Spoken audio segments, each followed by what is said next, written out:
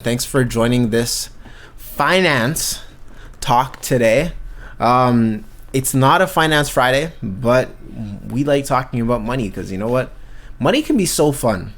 A lot of people have a problem with talking about money, with exploring things around money. It's such a taboo topic and it doesn't make any sense.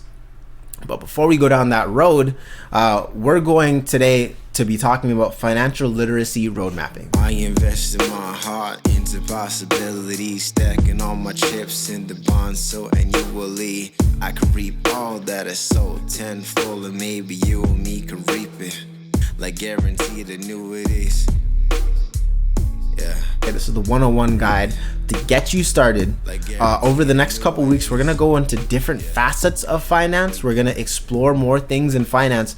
But today, roadmap, and like you guys probably see me say with everything, with fitness, we gotta start out with seeing where we are. Where we are specifically with this presentation is what is it? What is financial literacy? Now, we learn a lot of crucial skills from the age of 0 to 18. We learn how to read, how to write, how to do math. We learn about sciences. We learn about history. We learn about the world. But one huge thing that so many of us do not learn and we're not taught is about finances. We're not taught from our family, our friends. No one actually breaks it down and teaches us how to do these things. Okay, how to explore it, what it even is. Okay, it's seen as a taboo subject for so many people.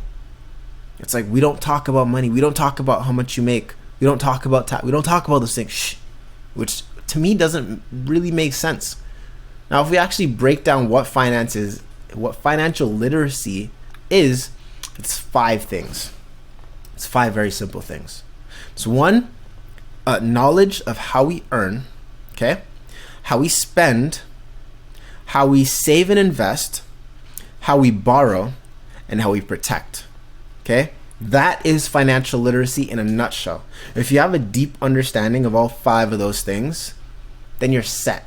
You're pretty well off, you know. But if you don't know all those things, then you're gonna run into some walls. You're gonna have some problems, and that's why I want to help you guys not run into walls right now. So financial literacy is the ability to understand and properly apply financial management skills, okay? To be effective with financial planning, to properly manage debt, to accurately calculate interest, and understand the time value of money and the characteristics of everything with finances. The primary principles of financial literacy include learning how to budget. Okay, that's one of the big things. Tracking your spending, effectively paying off debt, and properly planning for retirement. Okay, so the 4 principles. We talked about the 5 aspects before, now we got the 4 principles. Financial illiteracy contributes to people making poor financial decisions, and they can become victims to abusive financial practices.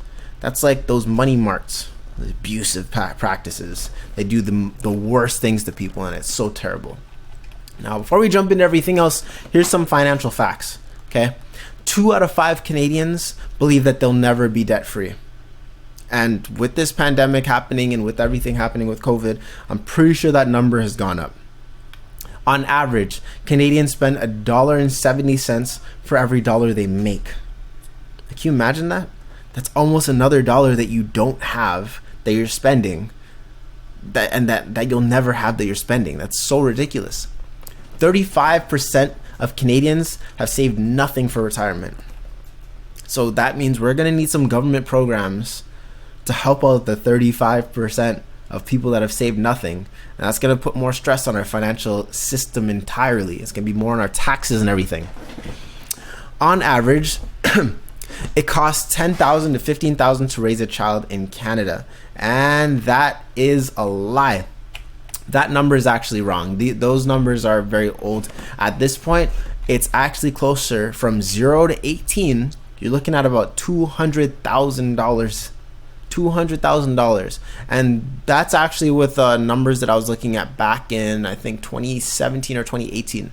So we can imagine that it's much more now. Plus, the value of our dollar is not strong, so we can see that be getting worse. And financial stress is one of the top 3 reasons for divorce. Can you imagine that? People get divorced because of financial issues. And hopefully when we go through this whole thing, I'll help you and we can learn together ways and things that we can use so that we're not affected by this. You know, we're ahead of the curve. We're ahead of the herd. Okay. So we want to think of who we can help with financial literacy. So take a moment and think of the people in your life. Okay. You want to think of your parents, family members, your friend, your partners, your children. You want to think of everyone that you can, because everyone needs to know about this financial literacy. And once this is done, make sure you hit that share button. You send it to them on WhatsApp, on Telegram, on Instagram, on Facebook, send it to them on everything, because everyone needs to learn about this stuff. Now, we've done a lot of the pre-info. Now let's hop into the actual road mapping. Now, step 1, where did you come from? Okay, always, where did you come from? Number 2, where are you currently? And then number 3, where do you want to go? Anytime we're on a journey, anytime we're trying to work towards something or build something, those are the 3 things we have to look at. Otherwise, we're just going for the sake of going. We're not actually going in any direction, which doesn't make any sense. We want to know where we come from. And when we talk about knowing where we came from, we want to look at our past, we want to look at our family and our personal. We're looking at our family habits and our personal habits. So what kind of spending habits did your family have? What kind of habits did you see your parents exhibiting? Is your mom a shopaholic? She likes to shop a whole lot. Is your dad a miser, or is it vice versa? What are the spending habits of your family members? Take a moment to just write that down. What is the financial status of your family? Did you grow up in the lower class or middle class, upper class? Where were you on that path? You know, on that gradient? And what kind of lifestyle did you guys live? That's going to be very important to seeing how you're going to approach money and finances. Personal. So what have you done? Okay. What have you done in the past with your finances? Were you a big spender? Were you very liberal with your money? I know I was. I used to go out with my friends and just pay for everyone, and then really have to work hard flipping burgers to make back some money because I binge spent everything on my friends because I was very, very liberal with it. What are the things that you buy just for the sake of having? Okay, take note of that. I know for myself, I love technology. I'll buy little knickknacks and things just for the sake of having it, and I've been trying to break this habit. Like, I just bought this reader for my car that tells me what's wrong with it and everything, but I have no intention on fixing anything on my car myself. So it's just a piece of technology that, you know, if I take to the mechanic like I'm going to anyways, he sees everything. I don't really need to go through all that. But what do you buy for the sake of having? I know my money pits are literally when it comes to technology. So now that we've looked at our past, let's look at our present. Okay, so how much are you making?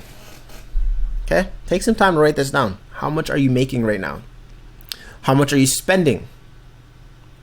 How much do you actually need to live?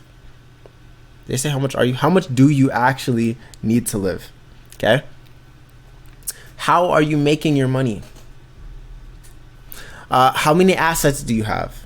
And what are assets? Okay, assets can be stocks, can be businesses, it can be income generating properties. Those are assets.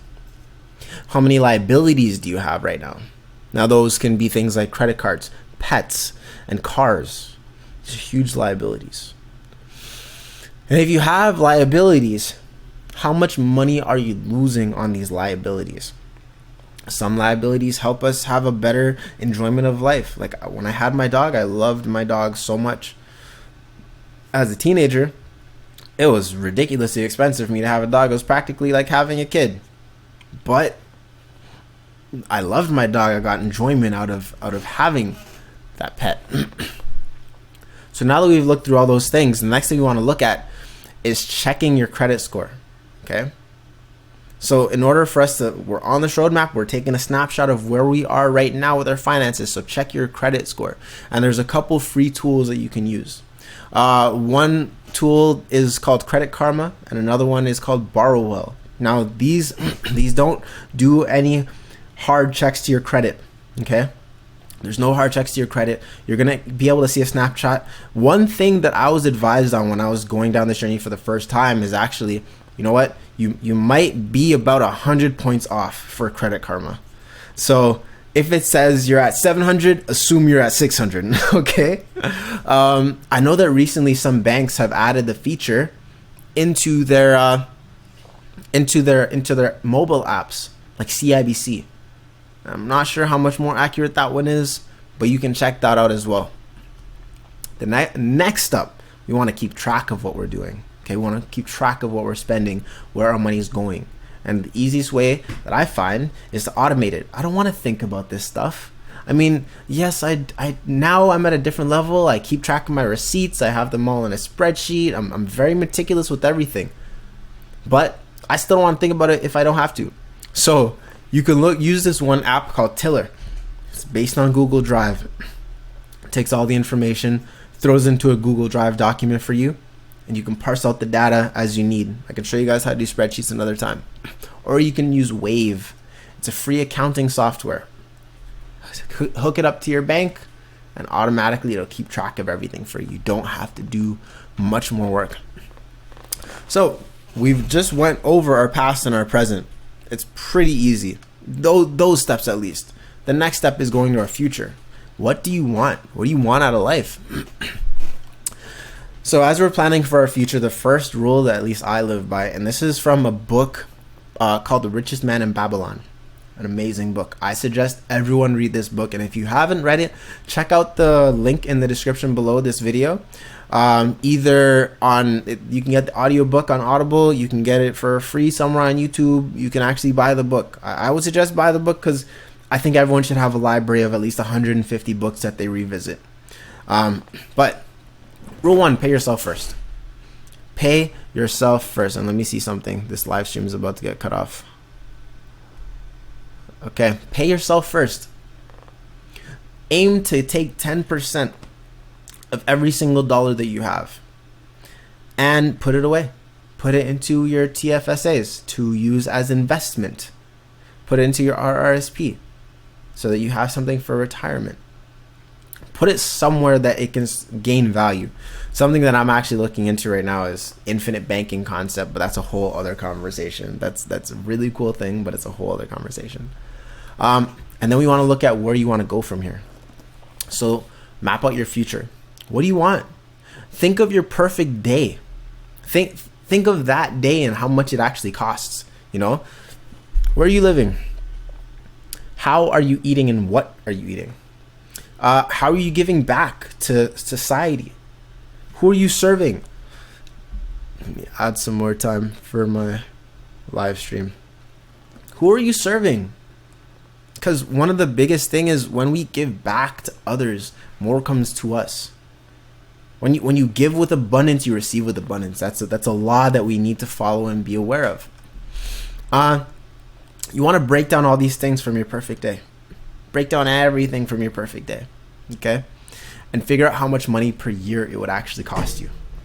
So if you're waking up in that condo in BC with the view of the ocean, the mountains, and it's beautiful, and you're walking on heated floors, you're going to drink your fresh pressed orange juice. You have your alkaline water machine, the $4,000 machine that has the water coming out nice and fresh for you, you know. Then you have a beautiful, sexy, amazing partner beside you. What kind of car are you driving? You hopping in that Tesla? Like, what are you doing? Think of all of those things and what you actually want to experience in life. Write down every single thing to find out how much it costs. And you can look at, you know, roughly if it's if you're trying to own everything or lease and rent everything. This option is going to be a little bit less expensive, and maybe give you some more flexibility. Whereas this one's might take more time to build. But a rule of thumb for Toronto, you want to aim to if you're in Toronto right now and you want to live a certain lifestyle, at baseline you want to have 90,000 plus. Okay, anything less than that, it's not gonna be as nice. But that's something you're gonna want to look at. And the next steps is, if you're in debt, we want to get out of debt, obviously, and we want to make our money work for us. So the last two tools, I believe this is the last thing. Yep. The last two tools that I'm going to leave you with is calculators. We're going to use debt calculators, and we're going to use interest calculators. And I think that we can leave this video off here. So in our future videos, we're going to be talking about how we can get rid of debt, how we can get rid of debt quickly and strategically, and also how we can make our money work for us. That's a little bit of that infinite banking stuff I was talking about. But yeah, how do we make our money work for us? That is a lot of fun. Once you start seeing the power of compounding and all of that amazingness and everything that comes with that.